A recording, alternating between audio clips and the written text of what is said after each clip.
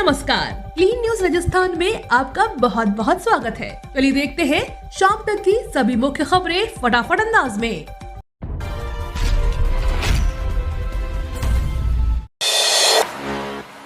CM Ashok Gehlot बोले, राजस्थान में तैयार हो रही नई खेल संस्कृति, हर साल होंगे ग्रामीण ओलंपिक। राजस्थान में चल रहे राजीव गांधी ग्रामीण ओलंपिक खेलों के बीच मुख्यमंत्री अशोक गहलोत ने कहा कि राज्य में खेल प्रतिभाओं को आगे बढ़ाने के लिए अपार संभावनाएं हैं। उन्होंने कहा कि खेलने की कोई उम्र नहीं होती, इसलिए ग्रामीण ओलंपिक खेलों में आयु की कोई सीमा नहीं रखी गई है। मैदान में दादा पोता भी खेल रहे हैं। इससे प्रदेश में नई खेल संस्कृति बन रही है। उन्होंने कहा कि राजीव गांधी ग्रामीण ओलंपिक खेलों के जरिए अपनी प्रतिभाओं की खोज की जा रही है। आगे अनुभवी खेल प्रशिक्षकों से उच्च स्तरीय प्रशिक्षण दिलाना और सर्वश्रेष्ठ खेल माहौल तैयार करना हमारी जिम्मेदारी है। जोधपुर और उदयपुर समेत इन 25 एयरपोर्ट्स का होगा प्राइवेटाइजेशन, मिलेगी ये सुविधाएं। केंद्र सरकार ने निजीकरण को बढ़ावा देते हुए अब एयरपोर्ट को भी निजी हाथों में देने की तैयारी कर ली है। देश के 25 एयरपोर्ट को अब पब्लिक प्राइवेट पार्टनरशिप के तहत चलाने का मिनिस्ट्री ऑफ सिविल एविएशन की तरफ से चलाने का आदेश आया है। राजस्थान की बात करें तो जयपुर के बाद अब उदयपुर और जोधपुर को पीपीपी मोड पर दिए जाने का फैसला किया है। इसके कारण यात्रियों के लिए एयरपोर्ट पर सुविधाएं तो काफी बढ़ने का अनुमान लगाया जा रहा है, साथ साथ शुल्क भी बढ़ सकता है। हालांकि इसका फर्क चलने वाली फ्लाइट पर नहीं पड़ेगा। चंबल से दूर होगी पेयजल की समस्या, सीएम गहलोत ने 3106 करोड़ रुपए की योजना का किया ऐलान। राजस्थान के भरतपुर संभाग को अब जल्द ही पेयजल समस्या से निजात मिलेगी। इसके लिए प्रदेश सरकार ने चंबल पेयजल परियोजना को हरी झंडी दिखाई। गुरुवार को भरतपुर दौरे पर रहे मुख्यमंत्री ने चंबल पेयजल परियोजना के लिए 3106 करोड़ रुपए की घोषणा की। कुम्हेर क्षेत्र के पला गांव में आयोजित समारोह के संबोधन के दौरान सीएम ने कहा कि इस क्षेत्र में पेयजल की सुचारू उपलब्धता के लिए सरकार धौलपुर भरतपुर चंबल पेयजल परियोजना शुरू कर दी है। एक दिन पहले ही इससे संबंधित स्वीकृति जारी की। नागौर आए ओवैसी के निशाने पर राजस्थान सीएम और पीएम मोदी बोले, गहलोत के चमचे हैं सब। एआईएमआईएम के राष्ट्रीय अध्यक्ष असदुद्दीन ओवैसी एक दिवसीय दौरे पर लाडनू रहे, जहां उन्होंने एक जनसभा को संबोधित किया। प्रदेश में आगामी विधानसभा चुनाव को लेकर अभी से राजनीति सरगर्मियां तेज हो गई हैं। प्रदेश में अब लगातार बड़े नेताओं के दौरे बढ़ गए हैं। वहीं चुनाव को देखते हुए नए राजनीतिक दल भी अपने पैर पसारने लगे हैं। अभी से कई छोटे छोटे राजनीतिक दलों के बड़े नेता प्रदेश में अपनी जाजम तैयार करने में लग गए हैं।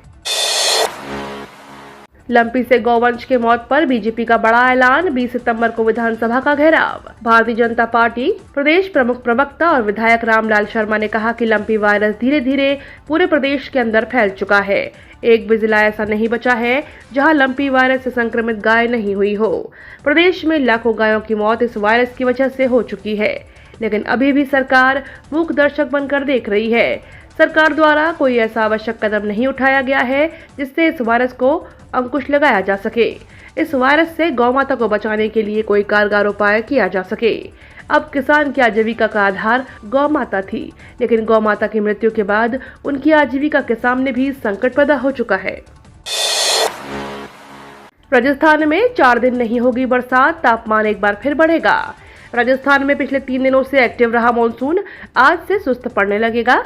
बंगाल की खाड़ी से आए सिस्टम की वजह से अब तेज बारिश की उम्मीदें अगले 4 दिन के लिए लगभग खत्म हो गई हैं। मौसम विशेषज्ञों की माने तो आने वाले 4 दिन मौसम में शुष्क बना रहेगा। जयपुर मौसम केंद्र से जारी रिपोर्ट देखें तो पूर्वी राजस्थान के एरिया में आज से बारिश की गतिविधियों में कमी होनी शुरू हो जाएगी और अगले 1 से 2 दिन केवल छुटपुट स्थानों पर हल्के दर्जे की बारिश होने की संभावना है। पश्चिमी राजस्थान के अधिकांश भागों में 17 सितंबर से मुख्यतः मौसम शुष्क रहेगा और यहाँ का तापमान एक बार फिर से इजाफा होगा। राजस्थान पुलिस कांस्टेबल भर्ती परीक्षा का कट ऑफ मार्क्स जारी। राजस्थान पुलिस कांस्टेबल भर्ती परीक्षा में शामिल अभ्यर्थियों के लिए जरूरी सूचना है। दरअसल राजस्थान पुलिस कांस्टेबल भर्ती परीक्षा का कट ऑफ मार्क्स जारी कर दिया गया है। परीक्षा में शामिल अभ्यर्थी आधिकारिक वेबसाइट police.rajasthan.gov.in पर विजिट करके Rajasthan police constable cut off marks 2022 की PDF डाउनलोड कर सकते हैं। आपको बता दें, कांस्टेबल पद के लिए चयन प्रक्रिया के लिए कई राउंड्स में परीक्षा आयोजित की गई थी, जिसकी कट ऑफ अब जारी की गई है। प्रेग्नेंट का पैदा हो जाए बच्चा, खराब सड़कों पर अशोक गहलोत के सामने बोले मंत्री। राजस्थान के नागरिक उड्डयन मंत्री विश्वेंद्र सिंह ने गुरुवार को राज्य में सड़कों की स्थिति को लेकर सीएम अशोक गहलोत की मौजूदगी में अपने कैबिनेट सहयोगी भजन लाल जाटव पर निशाना साधा। राजस्थान की खराब सड़कों पर अपनी नाराजगी जाहिर करते हुए मंत्री ने कहा कि सड़कें इतनी खराब हैं कि गर्भवती महिलाएं अस्पताल ले जाते समय बच्चे को जन्म दे दें। सड़कों की मरम्मत कराएं। आए दिन लोगों से शिकायतें मिलती रहती हैं। दरअसल विश्वेंद्र सिंह और अशोक गहलोत भरतपुर में राजीव गांधी ग्रामीण ओलंपिक खेलों के समापन समारोह में आए हुए थे।